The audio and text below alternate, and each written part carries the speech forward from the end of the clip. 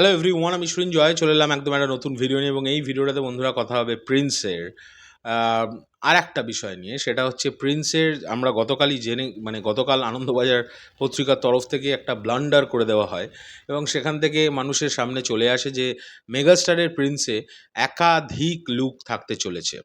এবং এইটাকে কেন্দ্র করে অনেক ভাই বোনেরা আমাকে প্রশ্ন করছে, দাদা এটা একটু ক্লিয়ার করে তুমি ভিডিও করো যে প্রিন্সের এই লুকগুলো না আছে, সেইগুলোর মানেটা কি প্রিন্সের ডাবল ক্যারেক্টার আছে মেগাস্টারের?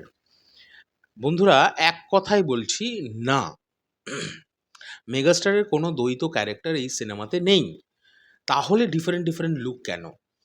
বন্ধুরা, মেগাস্টারের ডিফারেন্ট লুক এই কারণে, কারণ সিনেমাটা যে টাইম পিরিয়ডে চলছে, মেগাস্টারের একটা হিউজ টাইম পিরিয়ড এই সিনেমাতে কিন্তু দেখানো হবে।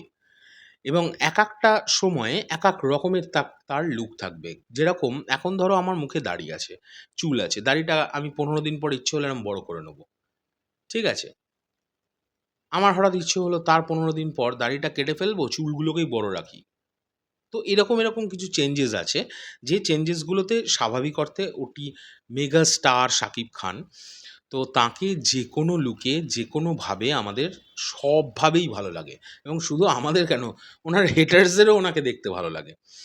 নইলে একটা ছবি ওনার তরফ থেকে ছাড়লে সেটা ১ মিনিটে ১০,০০০ লাইকস দিয়ে শুরু হয় ফেসবুকে। তো এটার থেকেই তো প্রমাণিত যে ওনাকে সব কিছুতে ভাল লাগে। তো এই হলো বিষয়। এই কনফিউশন কেউ রেখোই না যে মেগাস্টারের প্রিন্সে ওনার ডাবল রোল আছে। একদমই নয়। আর আরও একটা কথা, এই যে অনেকের ধারণা না যে আ আমি লক্ষ্য করে দেখেছি অনেকের ধারণা যে এই সিনেমাটা তুফান তুফান গোছেরই হতে চলেছে। একদমই নয়। এটা খুব ক্লিয়ার করে বলে দিই। এটা কোনো দিক দিয়েই তুফানের ধারে কাছের একটি ছবি নয়। টাইম পিরিয়ডটা সেম। তাও সেম কি না দেখো, রাইহান রাফি কিন্তু কোনো জায়গাতে তুফান কোন টাইম পিরিয়ডের ছবি সেটা কিন্তু মেনশন করেননি। কোনো জায়গাতে না, তোমরা খুব ভালো করে দেখো। কিন্তু প্রিন্স কিন্তু মেনশন করবে সিনেমাতে যেটা কোন টাইম পিরিয়ডের ছবি। তাই তোমরা ওটা ফিল করতে পারবে যে হ্যাঁ, এই টাইম পিরিয়ডেই হচ্ছে। এই টাইম পিরিয়ডে আমরা এই জিনিস কিন্তু দেখে অভ্যস্ত, মানে দেখে এসছি। স্পেশালি ওই 80s থেকে 90s এর একটা ব্যবধানে এই সিনেমাটা কিন্তু তৈরি হচ্ছে। তারপরেও কিছু বছর এগোবে। তো ওটাই দেখার যে কিভাবে প্রেজেন্ট করছে সিনেমাটাকে ডিরেক্টর, কিভাবে তিনি প্রেজেন্ট করতে চাইছেন। তো এই হলো বিষয়। দ্বিতীয় কথা হচ্ছে, প্রিন্স যে জিনিসপত্র আমাদের দেখাতে চলেছে, আমি সত্যি কথা বলছি, আ অ্যা বেশ বড়সড় কিছু একটা, ঠিক আছে? এটা বারবার বলে যাচ্ছি এই কারণে, বিকজ দেখো, আ আমি কিছু জিনিস দেখে এসছি, যে জিনিসগুলো সত্যিই অনেক বড় বিষয়ের ওপর।